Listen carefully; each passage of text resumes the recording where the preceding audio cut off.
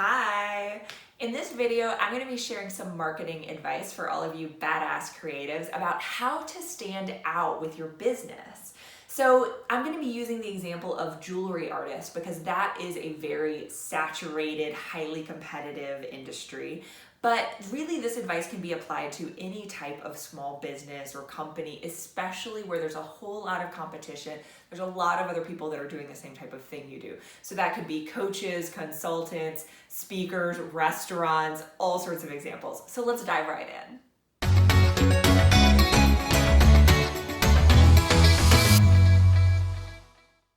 So as a little bit of backstory, I for many years sold jewelry and other handmade products at art markets and craft shows and all sorts of things. It's actually how I learned about marketing originally, was running my own businesses. I even wrote a book called How to Make Money at Craft Shows, basically based on what I learned from so many years of making mistakes and learning things the hard way about how to run an effective business, how to market my business, how to get people to buy what I was selling. So in 2015, I wrote a blog post for the Creative Income blog about advice for jewelry artists and how to stand out in such a crowded, competitive marketplace. And over the years, this blog post has gotten a whole lot of traffic, a lot of comments. It continues to get comments and traction. And I recently got an email from somebody who had some follow-up questions about this blog post.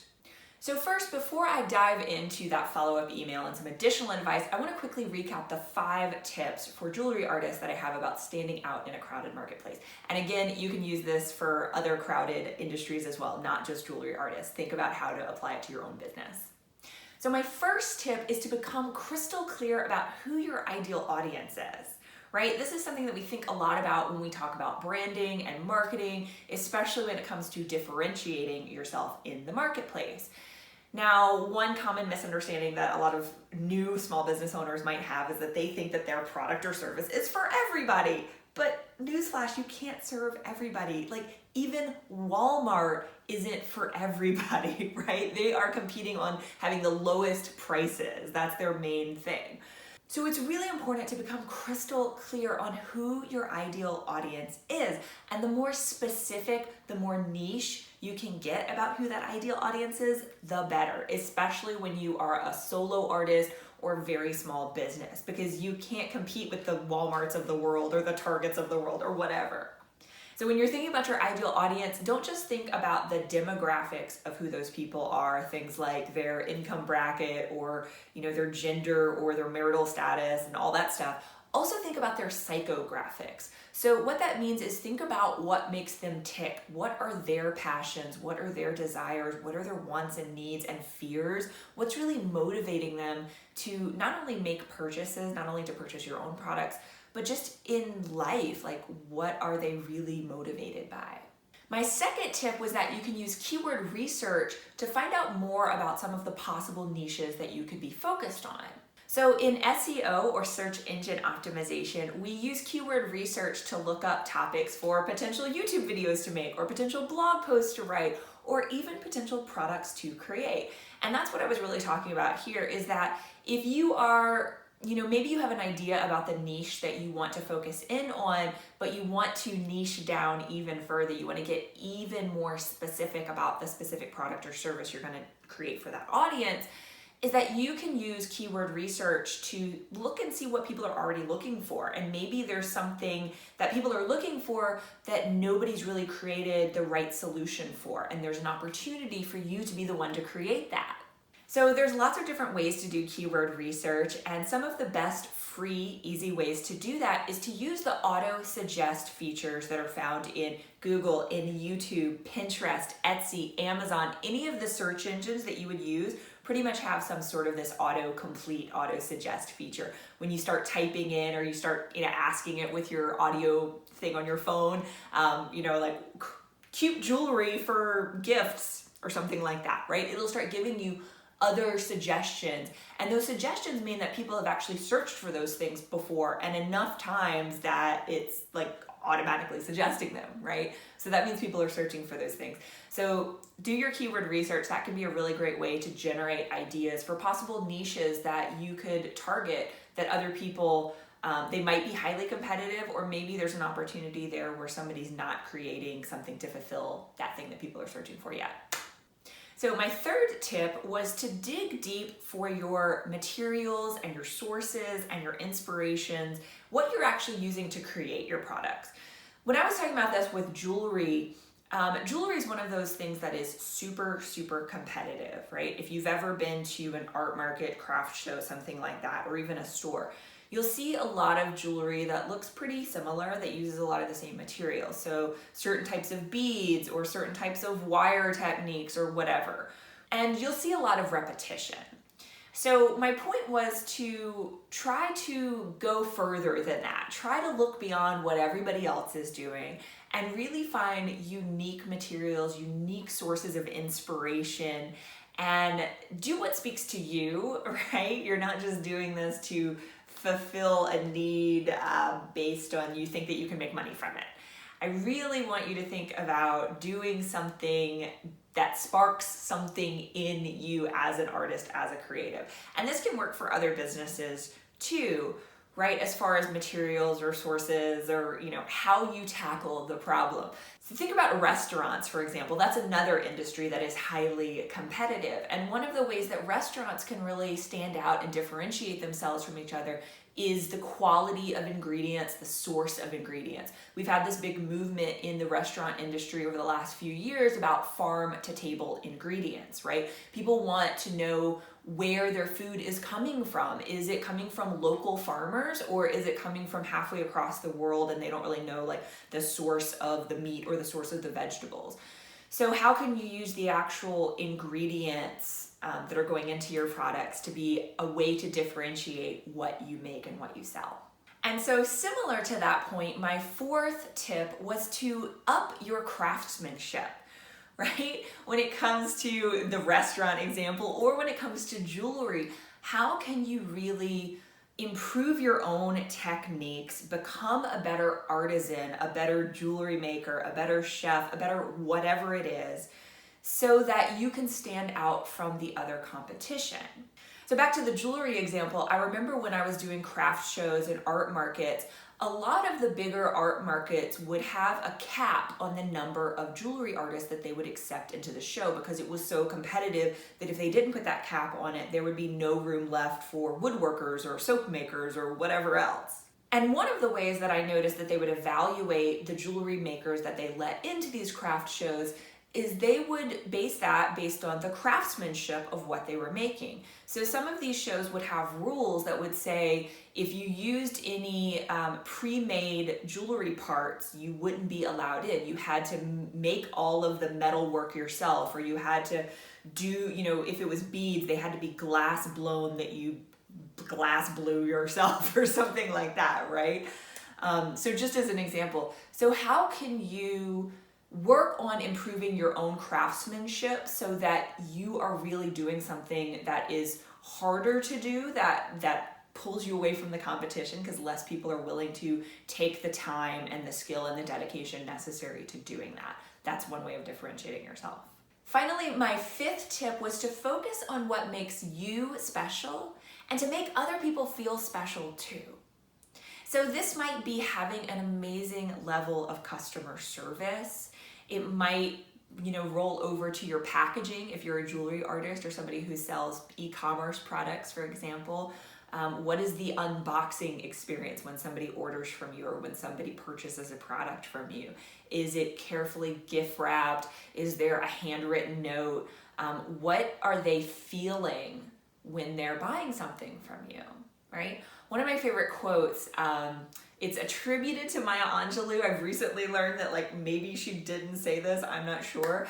But it's an amazing quote either way, is that people will forget what you said, people will forget what you did, but people will never forget how you made them feel. And I think it's so true. And I think about that quote a lot, especially when it comes to marketing and branding. Who are the brands? What are the brands that make you feel something? Those are the brands that are really memorable, right? And not every brand does that. Some companies, there's the generic companies. We go into the grocery store and we're only worried about price. And so we buy that and it's the cheapest thing. But if you're an independent artist or if you're a small business, my guess is that, again, you can't compete on price. You can't be the Walmart of whatever your industry is. You need to bring something extra to the table. And a lot of that comes down to how you're making your customers feel when they purchase something from you or when they buy a service from you. So as I mentioned, I recently got a message as a follow-up to that original article. Ashley wrote me asking, I was inspired by your article because I've been struggling with connecting with my jewelry and accessories. I make beaded bracelets, and I felt like for the past year, my bracelets look like most of the makers I follow. Therefore, I had a pause in my efforts because I refuse to release a product I don't connect with. I couldn't think of anything in my life that interested me that could influence my brand. I love music, big bold beads, big charms, but I still couldn't figure it out. However, I had some issues personally over the last month, changed my lifestyle, and refocused on building myself up. Yes, Ashley! So a light bulb goes off, and I thought about all the self-healing and self-love I've been doing and how that could be transformed into a bracelet collection. I really want this to be how I make my living, so how do I get my audience to connect with that? I know that many women are into chakras and things like that, so any words of advice? So first off, Ashley, I was so glad to hear that you are already on this journey of self-healing and self-love, because in many ways, I really think that that is kind of the first step to differentiating yourself as an artist or as a small business owner. Your question, it ties into so many things. I had so many thoughts when I first read that, which is why I'm creating this video. And it's part of it is kind of finding your own artistic voice, right? I heard that as part of your question. And then part of it is about branding, specifically in this case, personal branding, since it is you're a solo artist, you're a solo business owner, right? So in this question, you start with some things that are specific to you, what you love. You love music, you love big, bold charms and big, bold beads. You love this journey of self-healing and self-love that you're on, right? But then at the end, there was this point of, well, here's what I think other people are interested in. Like maybe that's something to pursue. So every time that I've gotten myself into trouble as a business owner or as a creative have been those times that I started worrying way too much about what I should do. And when I tried to pursue what I thought people wanted out of me, or what I saw my competitors doing that I thought, I'm capable of that, I should be doing that. Why aren't I successful with that thing that they're successful with? I encourage you to start following and tapping into those inner voices. What does your gut say? What are you excited about, right? And I want to caveat this too, right? Because I'm here giving an advice video. And advice can be great, but only to the extent that it really resonates with you and is right for you. So if this advice doesn't resonate with you, then throw it out the window. And likewise with any other advice you read or hear anywhere else, right? I am the kind of person that loves to learn and I love to share knowledge too. But I have had this problem personally when I go too far down the rabbit hole and start being influenced too much by other people's advice that isn't right for me.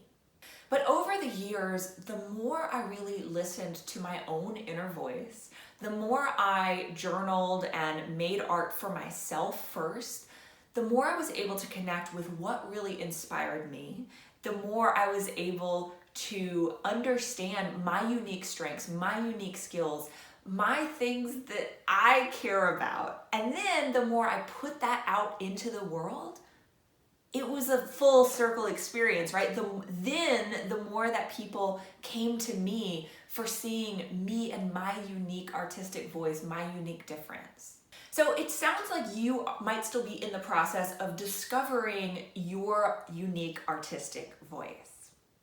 So some of the ways that have helped me are, like I said, to just start practicing more for yourself than really for profit at first, is like, what are the things that you really enjoy making and wearing for yourself in this example, since it's jewelry? If you're another type of artist, let's go back to the restaurant example. If you're a chef, what are the things that you really get excited about making and eating, or making and having your friends and family eat, right? So start experimenting, start playing. I love this idea of a sandbox, creating these sandbox environments for myself where I can just play and experiment and learn by doing and kind of figuring out what works for me, what I'm good at, and finding the success in that. That's been some of the most valuable experiences I've had with finding my own artistic voice and finding my own skill set. I also encourage you to keep track of this if you're into journaling, or even if it's just like a daily note to yourself. I don't remember where I heard this particular tip, but this is something I've done. I don't do it daily, but I try to do it periodically. Is I've started a journal where at the end of the day, I'll go in and I write down a list based on 3 different questions. What excited me that day? What drained my energy that day? And then what did I learn? So again, unfortunately I don't know who to credit that particular concept from, but it's been really helpful for me, not just with my artistic voice, but just with life in general, right? It's just kind of focusing in on what are the things that I'm processing, what excites me, what doesn't work for me and drains my energy, and then what am I learning each day? Another great resource I encourage you to check out is a YouTube video by Campbell Walker, aka Struthless. It's called The Drawing Advice That Changed My Life. So it's this quick video, I highly encourage you to watch it. Basically, he got this advice about, he was trying to figure out how to be a better visual artist. He draws, and somebody told him, just pick one thing and draw that every single day, which to me, there's a part of me that's like, oh, just do the exact same thing every day. But there's something in that iterative process. So he picked an ibis, this bird, this type of bird, and he started drawing this type of bird. You know, at first maybe it was just like draw the bird over and over, but then he started experimenting and drawing cartoon versions of the bird, or like realistic versions of the bird, or the bird in like weird environments or something, right? So as you start to just do that one thing over and over and over, you learn how to improve and iterate and get better and kind of find your artistic voice within that. Similarly, this is another great book on kind of a similar topic, The One Thing. So the concept of this is not exactly the same. It's not like pick that one thing and just draw a bird over and over every day, for example.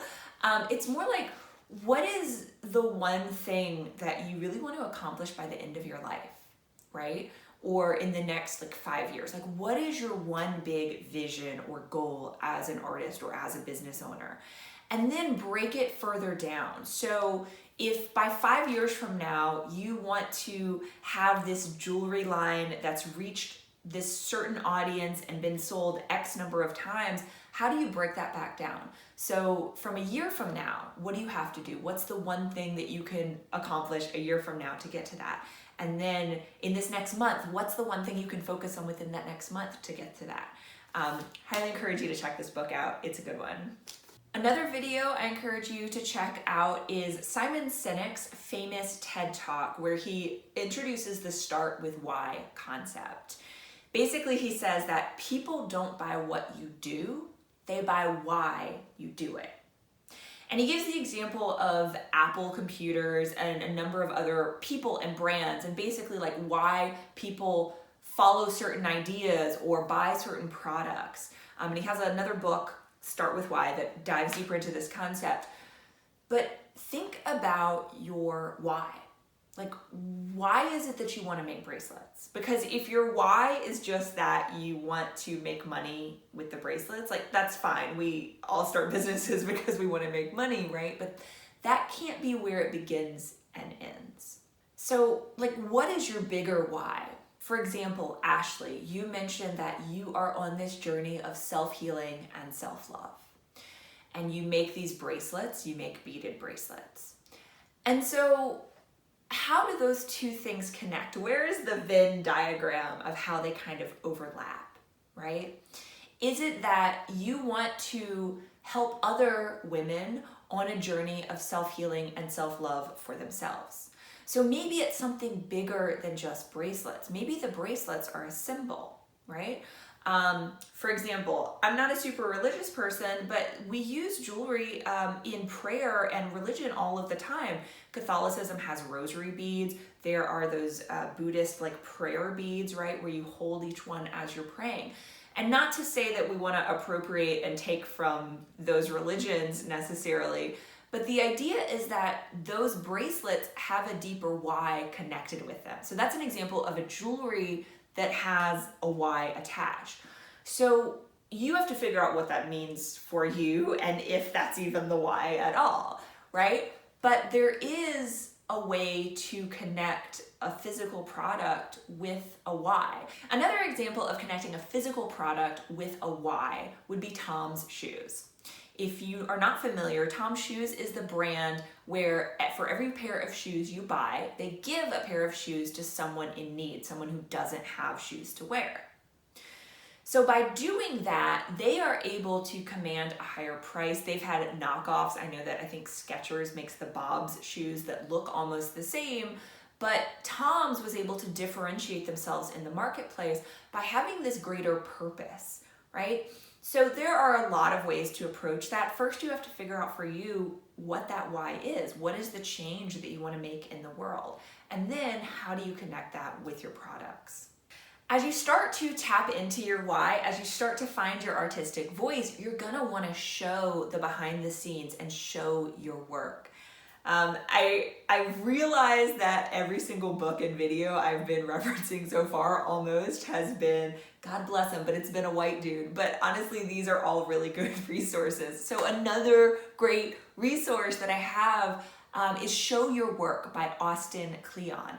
Austin Kleon is an artist and author. He also wrote Steal Like an Artist, which is another great book. But Show Your Work is really about sharing with your audience as an artist or as a creator, kind of the behind the scenes process, letting people in. Don't just make a bunch of stuff and then wait for the launch date and then, launch things once and expect people to just buy it all up there. You have to kind of let people in. I think especially with artists and small business owners and creatives, people want to be along for the ride, right? So whether it's sharing behind the scenes on Instagram stories or doing things on Facebook, the social media platform is not relevant here. Like that's not what matters.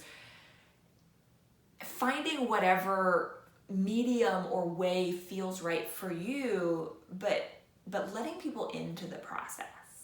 So again, this is such a big concept, such a big question about how to differentiate yourself as an artist or as a small business owner, especially when the market is a crowded one, right?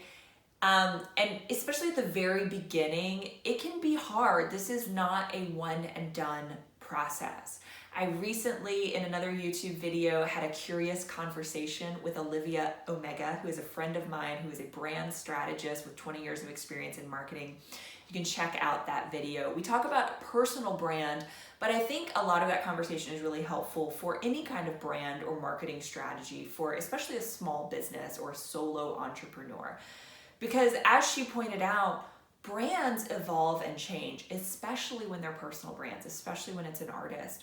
We don't stay the same person that we are at 20 years old to when we're 30 years old to when we're 40 years old, right? We grow and change and evolve. And so we should allow our brands and our artistic process and our artistic vision to grow along with us. So I encourage you to check out that video. I also have quite a few other, some are a few years old videos that are advice for jewelry artists, advice for makers and creatives. Also check out badasscreatives.com, which is the website for my old podcast, but it's got a lot of other similar marketing advice for artists and creatives, and there's some other blog posts and stuff to check out. So what do you think? Was this advice helpful? Maybe you have follow-up questions that you would like me to answer in a future video? Let me know in the comments. I will check them. I would love to make some follow-up videos based on what y'all want to hear about, what you want to know. I love sharing and learning and imparting knowledge. So let me know what's up. Be sure to subscribe, and until next time, mwah.